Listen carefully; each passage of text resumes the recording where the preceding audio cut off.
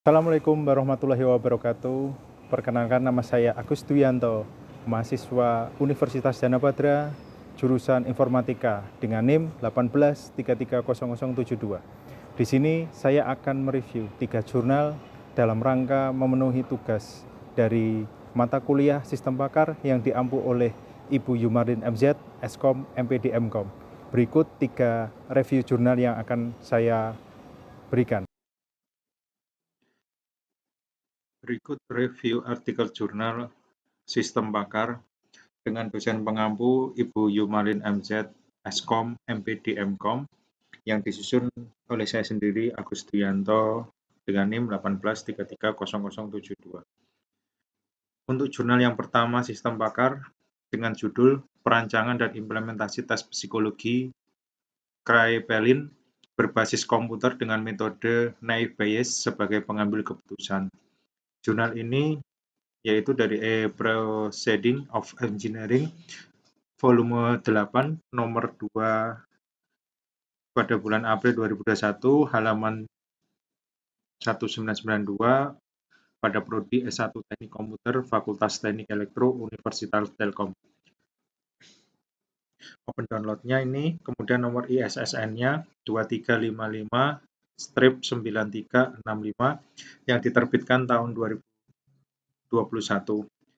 Sebagai penulis yang pertama Bintang Rio Samudra, yang kedua Roswan Latukonsina STMT, kemudian penulis yang ketiga Casey Setianingsih STMT. Dengan reviewernya saya sendiri Agus Duyanto dengan NIM 18330072. Saya download tanggal 01 Oktober 2021. Kemudian dari tujuan penelitian makalah dari ini, sistem ini bertujuan untuk mengetahui kinerja mahasiswa yang dengan metode dan alat ukur dalam tes psikologi yang dapat membantu mahasiswa dalam menentukan profesi pekerjaan. Oleh sebab itu, dibuatlah sebuah tes psikologi Kraepelin berbasis komputer dengan metode naive Bayes untuk membantu menentukan saran dari profesi setelah lulus.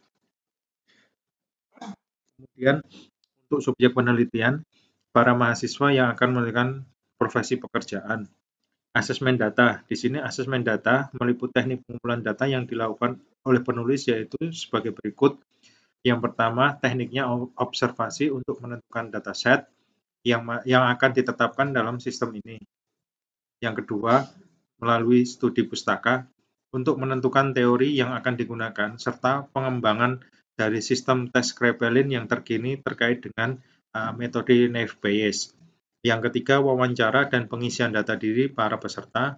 Yang keempat, melakukan tes Kraepelin. Yang kelima, kesimpulan hasil tes Kraepelin. Kemudian metode penelitian yang digunakan pada jurnal ini yaitu menggunakan metode naive Bayes.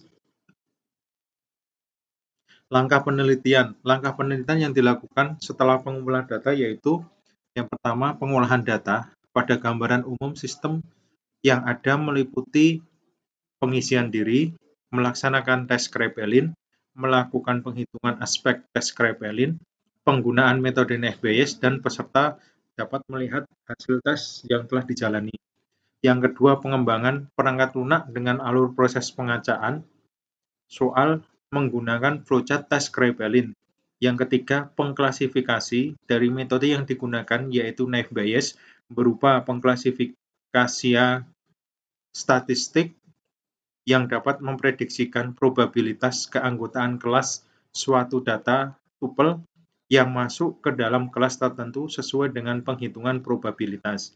Yang keempat yaitu scoring untuk pembentukan tabel keputusan yang dapat mendeskripsikan hasil tes tersebut.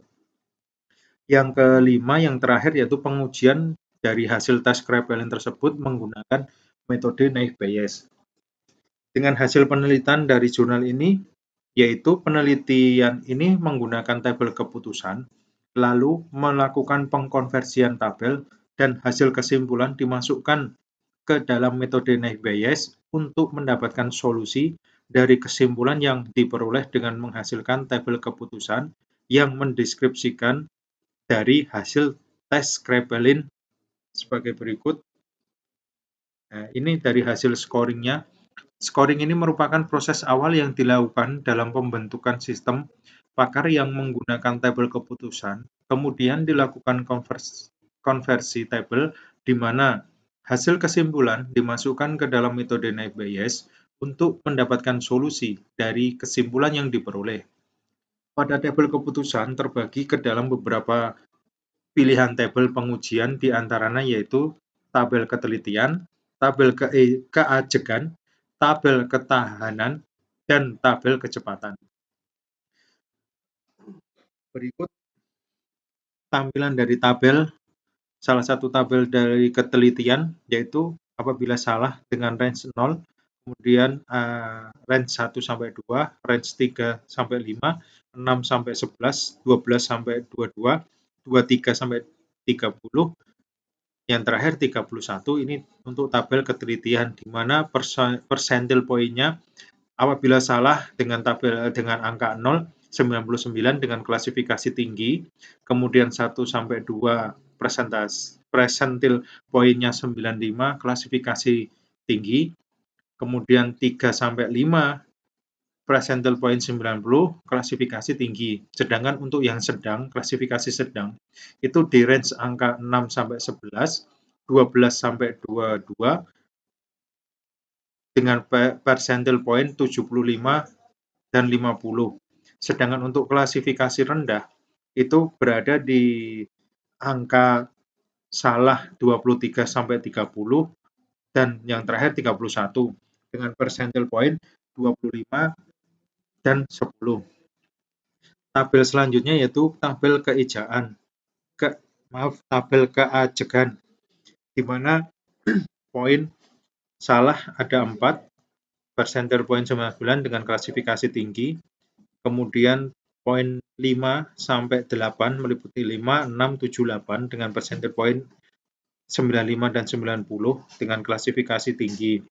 Sedangkan untuk klasifikasi sedang itu range dari 9, 10, 11, 12 dengan persentil poin 75, 50. Sedangkan untuk klasifikasi rendah pada angka 13 sampai 14, 15 dengan persentil poin 25 dan 10.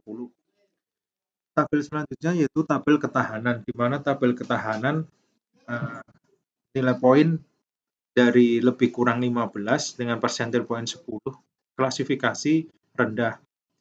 Kemudian 13 sampai 14 dengan persentil poin 25 dengan klasifikasi rendah. Sedangkan untuk yang sedang berada di angka 11, 12, 9, 10 dengan persentil poin 50,75. Sedangkan untuk yang tinggi berada pada poin 3 lebih besar dari 3, 4, 5, 6, 7, 8 pada persentil poin 90, 95, dan 99.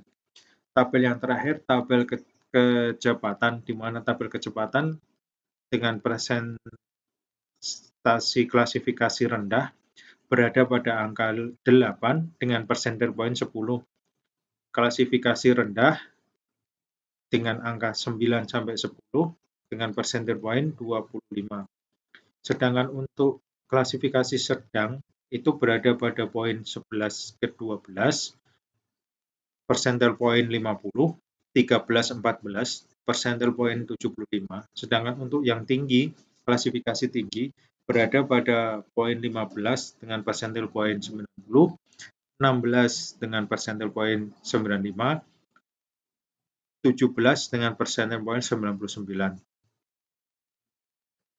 Hasil mapping pekerjaan di mana apabila programmer itu mendapatkan nilai 9, 4, 10, dan 9, kemudian hakim mendapatkan 8, 11, 10, 4, manajemen 16, 1, 5, 7, desain interior pada angka 8, 5, 12, 13. Di sini ada beberapa hasil mapping yang dituliskan diantaranya ada arsitek, ada polisi, dokter, perawat, supir, pengacara, akuntan, administratif, petani, atlet, insinyur, konselor, penyanyi, pemimpin militer, mekanik, manajer, penulis, intelijen, kasir, dan pelayan. Untuk ketepatan skor tes psikologi Kraepelin untuk menentukan jenis pekerjaan, skor tersebut adalah nilai dari parameter kecepatan kerja, ketelitian kerja, keajekan kerja, dan ketahanan kerja. Total saran profesi pada tes psikologi Kraepelin berbasis web ini sebanyak 24 jenis profesi. Hasil pengujian atau hasil tes Kraepelin menggunakan metode Naive-Bayes, yaitu pengujian ini dilakukan kepada responden dengan cara mengerjakan tes psikologi Kraepelin. Setelah pengguna telah selesai mengerjakan tes psikologi Kraepelin, data hasil jawaban pengguna akan dibandingkan dengan dataset yang sudah ada menggunakan metode Naive-Bayes. Berikut itu adalah salah satu tampilan dari hasil tes Kraepelin psikologi tes, yang mana hasil akhir dari tes psikologi Kraepelin didapat dari keluaran yang ditampilkan pada halaman hasil tes psikologi Kraepelin berisi 4 aspek tes Kraepelin yang terdiri dari kecepatan, ketelitian, keajekan, dan ketahanan. Dari setiap aspek memiliki tingkatan yaitu rendah, sedang, dan tinggi.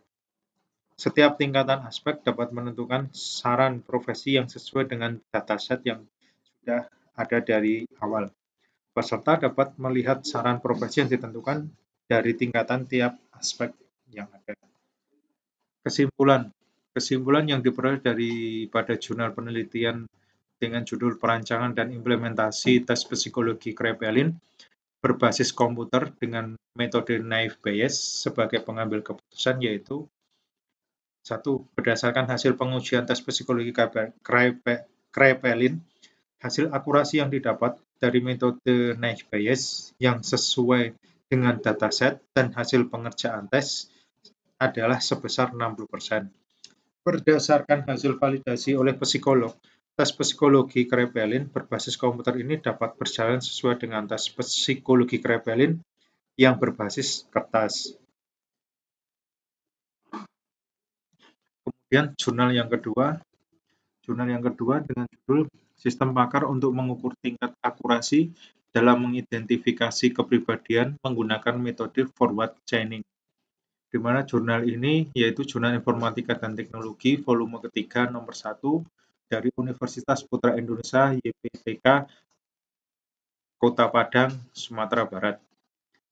Downloadnya kemudian dengan nomor ISSN-nya 2714-9730 pada tahun 2021 dengan penulis utama Johan Danu Wijaya, penulis kedua Yuhandri Yunus, reviewernya Agus Duyanto dengan NIM 18330072 yang didownload pada tanggal 1 Oktober 2021.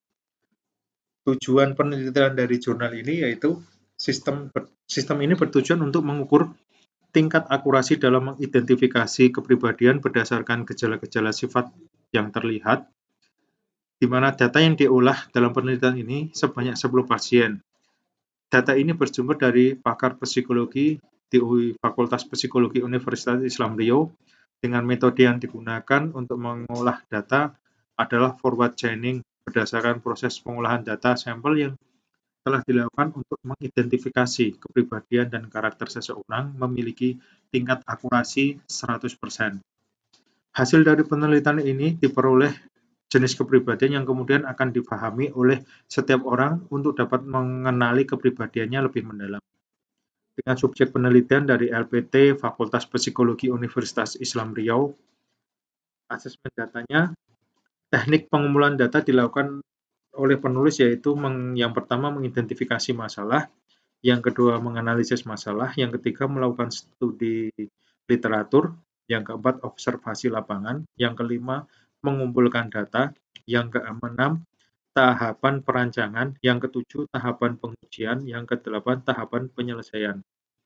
Metode penelitian yang dilakukan dengan menggunakan forward chaining. Kemudian langkah penelitian yang pertama analisa dan perancangan, yang kemudian data, yang ketiga analisa sistem dengan mengimplementasikan pengetahuan seorang pakar ke sistem yang dilakukan dengan metode forward chaining dengan tahapan sebagai berikut. Yang pertama, menyiapkan data. Yang keempat, proses pelacakan dan metode forward chaining. Yang ketiga, membuat pohon keputusan. Yang kelima, hasil pelacakan. Yang keempat, basis pengetahuan atau knowledge base. Yang terakhir, proses pelacakan dengan forward chaining. Hasil penelitian dapat mendapatkan sistem pakar untuk mengukur tingkat akurasi dalam mengidentifikasi kepribadian dan karakter dengan menerapkan pohon keputusan data sampel atau uji laporan pada metode forward chaining. Hasil identifikasi kepribadian ditunjukkan pada pohon keputusan data sampel atau uji laporan yang sudah kita bagi menjadi 4 bagian. Yang pertama, openness to experience, agreeableness, conscientiousness, neuroticism. Kemudian kesimpulan dari jurnal ini yaitu sistem pakar untuk mengukur tingkat akurasi dalam mengidentifikasi kepribadian dan karakter ini terbukti dapat memberikan informasi terkait kepribadian dan karakter dengan memiliki tingkat keakuratan yang tinggi. Maka penelitian ini dapat diaplikasikan dengan baik. Kemudian review jurnal yang terakhir dengan judul Sistem Pakar Diagnosa Gangguan Jiwa menggunakan metode Naive Bayes berbasis web. Dengan jurnal Edukasimu, kemudian dengan nomor ISSN-nya 0 volume 11 tahun 2021 dengan penulis utama Meriam Yunita, penulis kedua Tri Widodo. Reviewer saya sendiri Agustianto, NIM 1833072, tanggal download 01 Oktober 2021. Tujuan dari review jurnal yang terakhir ini membangun sebuah sistem pakar yang dapat membantu seseorang untuk mendeteksi dini penyakit gangguan jiwa, skizofrenia, paranoid yang diderita berdasarkan gejala yang dialami dan membantu masyarakat baik di perkotaan maupun di pedesaan yang jauh dari fasilitas penanganan kejiwaan. Subjek penelitian ini berada di Rumah Sakit Jiwa Kecamatan Kemiling, Bandar Lampung. Asesmen datanya, teknik pengumpulan data yang dilakukan oleh penulis yaitu yang pertama studi pustaka, yang kedua wawancara dengan ahli pakar psikologi gangguan jiwa di Rumah Sakit Jiwa Kecamatan Kemiling, Kabupaten Bandar Lampung. Metode penelitian yaitu menggunakan metode Naive Bayes. Langkah penelitian yang pertama, studi lapangan, mencari dan menentukan data penelitian yang akan dibutuhkan. Yang ketiga, pengumpulan data. Yang keempat, analisis metode Naive Bayes. Hasil penelitian yang diperoleh dari sistem pakar ini dapat membantu seseorang untuk mendeteksi dini penyakit gangguan jiwa jenis skizofrenia, paranoid yang diderita berdasarkan gejala yang dialami dan membantu masyarakat baik di perkotaan maupun di pedesaan yang jauh dari fasilitas penanganan kejiwaan yang diimplementasikan dalam sebuah website. Di sini juga ada menu tampilan dari aplikasi tersebut, di mana aplikasi tersebut terdapat fitur home, konsultasi, profile, artikel, dan logout, di mana dalam sistem itu terdapat beberapa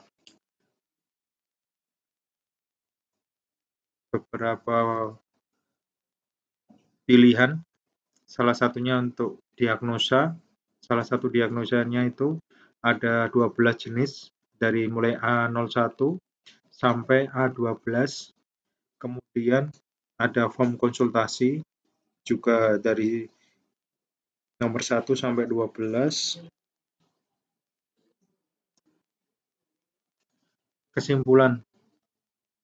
Kesimpulan dari jurnal ini yaitu untuk membangun sebuah sistem pakar diagnosa gangguan jiwa terdapat beberapa tahapan pengembangan di mana keseluruhan tahapan disusun secara berurutan, dimulai dari analisis kebutuhan, menentukan tujuan, membuat desain sistem, dan dilakukan pengkodingan menggunakan tools Adobe Dreamweaver JS6. Yang kedua, metode Naive Bayes pada sistem pakar ini adalah melakukan penalaran maju dengan menggunakan aturan berdasarkan urutan dan pola tertentu. Selama proses konsultasi, antar sistem dan pemakai, mekanisme intervensi menguji gejala sesuatu dengan aturan satu demi satu dengan analisis metode Naive Bayes untuk menghitung nilai probabilitas dari masing-masing kelas gejala penyakit. Yang terakhir, yang ketiga, di mana proses diagnosa hasil klasifikasi gejala penyakit gangguan jiwa dengan hasil penerapan metode Naive Bayes sesuai dengan hasil pakar yang telah dibandingkan sistem dengan pakar asli, di mana sistem ini mampu mendiagnosis dengan tepat sesuai pendapat dari pakar sebenarnya dengan tingkat akurasi sebesar 100% dari 5 contoh percobaan yang dilakukan dengan pakar tersebut. Sekian review 3 jurnal yang saya sampaikan dalam memenuhi tugas dari mata kuliah sistem pakar. Apabila ada kesalahan maupun kurang tepat dari penyampaian materi review, saya mohon maaf. Saya akhiri. Wabil taufik walhidayah. Wassalamualaikum warahmatullahi wabarakatuh.